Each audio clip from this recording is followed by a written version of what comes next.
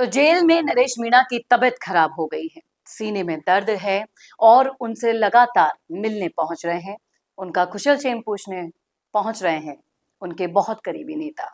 इन्हीं में से एक है राजेंद्र गुढ़ा। तो क्या नरेश मीणा के साथ भी वही साजिश तो नहीं हो रही जो जगन गुर्जर के साथ हुई थी? वही तो नहीं हो रहा जो बांदीकुई के गुर्जर के साथ हुई थी? नमस्कार, संवाद पर आपका स्वागत है। मैं हूं चेतना शर्मा आपके साथ। सवाल उठने लाजमी है क्योंकि ऐसा ही षड्यंत्र करके अभी अपने रास्ते के कांटों को हटाया जा रहा है। ऐसी ही साजिशें करके अपने रास्ते को साफ किया जा रहा है, क्योंकि कहीं ना कहीं ये आप सभी को भी पता है कि नरेश मीणा किस तरीके से रास्ते का रोड़ा बन रहे थे सरकार के। राजेंद्र गुढ़ा उनसे मिलने पूछे, उनका कहना है कि मतलब ही क्या है उन्हें जेल में रखने का, जब ट्रायल पर भी स्टे लगा हुआ है और चुनाव के समय में एक बड़ा जनप्रतिनिधि षड्यंत्र के कारण जेल में बंद है। इसका क्या तुक बनता है? उन्हें जल्द से जल्द बाहर लाना चाहिए। जितनी भी कोशिशें की जाएंगी वो कर रहे हैं, लेकिन क्या वाकई में ये खतरे की घंटी नहीं नजर आ रही? क्या जेल के अंदर हो रही मौतों का कुछ कंक्लूजन निकल कर आया? जगन गुर्जर को कितना वक्त बीत गया और भी इसके बाद बैक टू बैक हालात खराब दिखे। अजमेर की जेल को हाई सिक्योरिटी जेल तो कह दिया जाता है, लेकिन क्या वाकई में वहां पर सुरक्षा है? कैसे वीडियोग्राफी वहां पर की जा रही है, वीडियो कॉल्स वहां पर चल रहे हैं, जेलर सब चीजों में लिप्त है, उसके बाद भी कोई एक्शन होता हुआ दिखाई दिया आपको? नहीं ना। बस यही है वो आखिरी तरीका शायद इन लोगों के पास कि साइलेंट तरीके से आप अपने रास्ते के रोड़े को हटा दो और किसी को लगे कि भाई ये दुर्घटना है।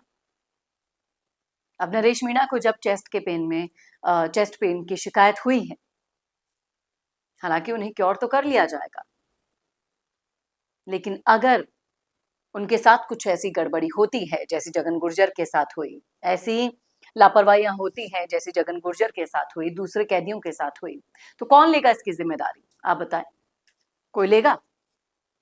क्योंकि इस मामले को जितनी जल्दी हवा मिलती है उतना तेजी से ठंडा भी कर दिया जाता है। पता नहीं क्यों।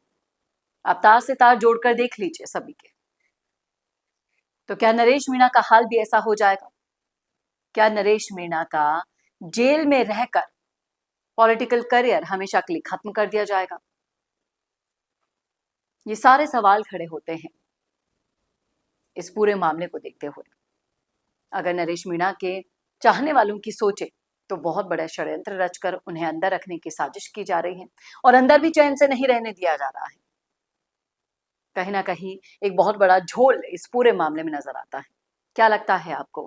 क्या ऐसी साजिश, ऐसा षड्यंत्र करने का कौन सा मोटिव होगा सरकार का? वो तो आप और हम सब जानते हैं, लेकिन अगर नरेश मीणा जैसा हीरा खो दिया समाज ने, तो क्या ऐसा हीरा मिल पाना मुश्किल होगा? सरकार की आफत नहीं बढ़ जाएगी अगर इनको कुछ भी हुआ तो? बताइएगा जरूर कमेंट करके कमेंट बॉक्स में। क्या सोचते हैं आप? लिखिएगा राय। और ऐसे वीडियोस के लिए देखते रहिए संवाद भारत का, भारत के लिए।